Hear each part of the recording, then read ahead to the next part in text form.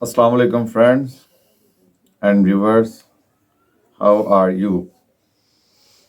I hope you all are fine by the grace of Allah. So, friends, our today's topic is internet, invention of internet or invention of the internet. You all know that every person have a need of internet. So today let's discuss about the internet briefly and watch my video and don't forget to subscribe my channel. First of all, the invention of internet. Perhaps one of the greatest inventions of our time is the internet. Without a doubt, the net has had a profound effect on almost every aspect of our lives. The formation of the internet has changed the way we do business, communicate, entertain, retrieve information, and even educate ourselves.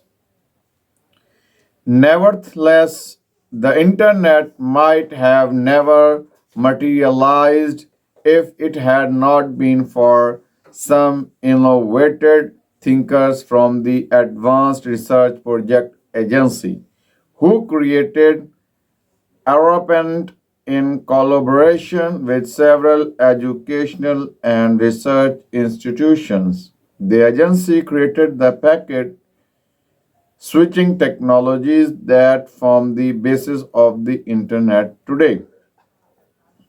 The internet matured in the 1970s as a result of the transmission control protocol, internet protocol, which is still used today.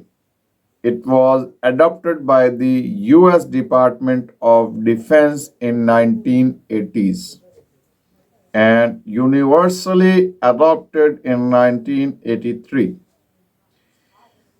The uses of TCP slash Internet Protocol is what unites all elements of the net, both public domain and commercial implementations of the roughly 100 protocols of the TCP slash IP protocol suite becomes available in the 1980s. During the early 1990s, Open System Interconnection OSI protocol implementations also became available by the end of 1991.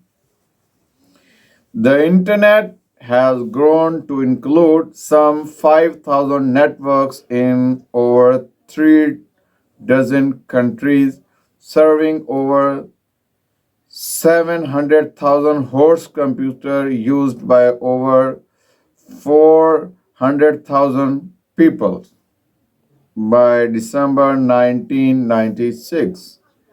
About 62 lakh 7,000 internet domain names had been registered and now they are more than 30 million registered. The conceptual foundation for the creation of internet was significantly developed by three individuals and a research conference, each of one changed the way we thought about technology by accurately predicting its future.